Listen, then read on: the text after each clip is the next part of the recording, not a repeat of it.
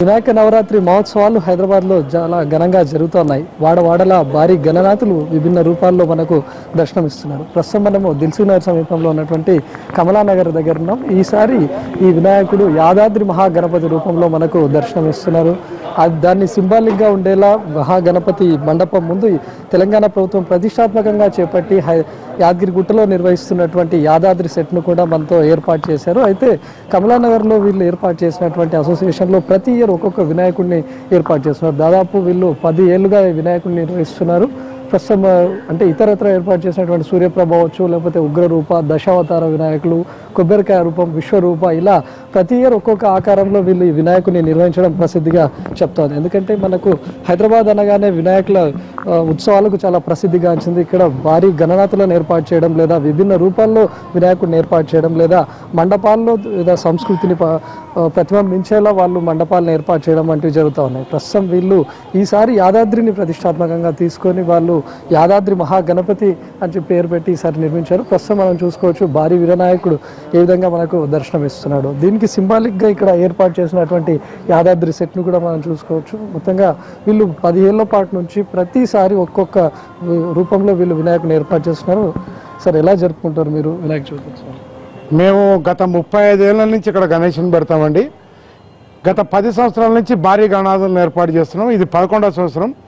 అయితే ఈ సంవత్సరం మేము ప్రత్యేకత ఏంటంటే, కొత్తగా ఏర్పడినటువంటి తెలంగాణ రాష్ట్రంలో ప్రభుత్వం ప్రతిష్టాత్మకంగా హిందూ సనాతన ధర్మాన్ని కాపాడే విధంగా ఏదైతే ప్రప్రథమంగా ఒక పెద్ద ప్రాజెక్ట్ టెంపుల్ తీసుకుందో యాదాద్రి గుడిని నిర్మించాలని, ఈ సంవత్సరం అదే యాదాద్రి గుడి నమూనా ఇక్కడ ఏర్పాటు చేసి మేము ఆ పేరుతోటి లక్ష్మీనరసింహస్వామి వారి చిత్రాలను ఏర్పాటు చేసి ఇక్కడ గణపతిని ఏర్పాటు చేయడం జరిగింది. ఏదైతే తెలంగాణ ప్రజల గుండె చప్పుడు బంగారు తెలంగాణ కావాలని కోరుకుంటున్నారో, ఈ బంగారు తెలంగాణ రావడానికి తార్కాణంగానే మేము ఈ రోజున ఇక్కడ ఈ యాదాద్రి టెంపుల్ సెట్టింగ్ ఏర్పాటు చేసి ఈ స్వామివారిని ఏర్పాటు చేయడం జరిగిందండి. అంటే ప్రత్యేకమైన కార్యక్రమాలు ఏమైనా చేపడుతుంటారా? ఇక్కడ కాలనీ వాళ్ళంతా కూడా ఒక్కసారిగా కలుస్తూ ఉంటారు కాబట్టి సాంస్కృతిక కార్యక్రమాలు కానీ ఇంకేమైనా ఉంటాయండి. మా దగ్గర ప్రప్రథమంగా ఫస్ట్ మేము సినీ ప్లేబ్యాక్ సింగర్ జానకమ్మ గారితో మొదలెట్టామండి ఇక్కడ పాటల ప్రోగ్రాం, భక్తి గీతాలే. అదేవిధంగా ఈ రోజున వస్తున్నటువంటి నూతన గాయని గాయకులు ఎవరైతే ఉన్నారో కళాకారులు, రామాచారి గారి శిష్యులు అందరూ కూడా మ్యాక్సిమం ఇక్కడికి వచ్చి పాడారు. అదేవిధంగా ఈ సంవత్సరం కూడా కార్యక్రమం ఏర్పాటు చేస్తున్నాము. అంతేకాకుండా రేపు గురువారం రోజు ఇక్కడ సాయంత్రం కనీసం ఒక 2000 నుంచి 5000 మంది పిల్లలతోటి సాయంత్రం 6 నుంచి 7 గంటల వరకు సరస్వతి పూజ ఉంటుందండి. అదేవిధంగా ఆదివారం రోజు శివపార్వతుల కళ్యాణం, ఏకాదశి రుద్రాభిషేకాలు. ఆ రోజంతా కాలనీ జనాలందరూ ఈ చుట్టుపక్కల నుంచి 2-3 వేల మంది గ్యాదర్ అయ్యి ఇక్కడ చాలా కోలాహలంగా ఉత్సవ వాతావరణంతో ఉంటుందండి. మొత్తంగా కాలనీ వాసులంతా ఒక చోట కలిసి ఉంటారు, ఏకమవుతూ ఉంటారు. ఎలా అనిపిస్తుంటుందండి? ఇక్కడ మా తులసి శ్రీనివాస్ 1980 నుంచి ఈ వినాయకుడు పెట్టడం జరుగుతుంది. ఆయనకు తోడుగా మేము ప్రతి ఏడాది సహకరిస్తూ ఎల్లవెల్లా ఆయనకు తోడుగా ఉంటున్నాం. ఆయన చేసే ప్రతి కార్యక్రమం మా కాలనీ వాళ్ళందరూ ఫుల్ హార్టెడ్గా సపోర్ట్ చేస్తూ ఉంటారు. సో నిత్యం ఎక్కడో ఉంటారు, మొత్తంగా అందరు కలయడానికి ఇది ఒక వేదికలా మారుతూ ఉంది కదా. మేము అందరం కలుస్తాం. తులసి శ్రీనివాస్ ఇంటి దగ్గరే మేము కలుస్తాం. ఒక 1.5 ముందర నుంచి అందరం మొబిలైజ్ అయ్యి కూర్చుని దీని ప్రోగ్రామింగ్ చాక్అవుట్ చేయటం ఎలాగా ఏంటి అనేది ఆయన ఆధ్వర్యంలో మేము పరిగెడుతుంటాం. అంటే ఈ యాదాద్రి సెట్ వేయాలని చెప్పి ఎందుకు మా తులసి శ్రీనివాస్కే వచ్చింది. ఆ స్వామి ఆయనకి మైండ్లోకి రావటం, ఆయన సెట్ వేయాలని అన్నారు. దాని మీద 6 నిమిషాలు కృషి చేస్తూ దాని ఒక రూపం తీసుకొచ్చారు. మొత్తంగా వీళ్ళు దాదాపు 10 ఏళ్ల పాటు నుంచి కూడా ఈ విగ్రహాన్ని ఏర్పాటు చేస్తామని చెప్తున్నారు. వీళ్ళు ఈసారి ప్రభుత్వం కూడా ప్రతిష్టాత్మకంగా తీసుకుంది కాబట్టి ఈసారి యాదాద్రి సెట్ వేయాలని చెప్పి భావించామని చెప్తున్నారు. ఎలా అనిపిస్తుందండి ఇక్కడ విగ్రహాలను ఏర్పాటు చేయడము? దాదాపు 10 రోజుల పాటు ఉత్సవాలు. బాగుందండి. నిత్యం వస్తుంటారు? వస్తామండి. మొత్తంగా ఎలా అనిపిస్తుందండి? చాలా బాగుందండి, చాలా బాగుంది. ఇది సెకండ్ టైం నేను యాక్చువల్లీ ఇక్కడికి రావడం. ఇది సెకండ్ టైం. చాలా బాగుంది. లాస్ట్ ఇయర్ కూడా చాలా బాగా పెట్టారు. ఈ ఇయర్ కొత్త కాన్సెప్ట్ ఇది.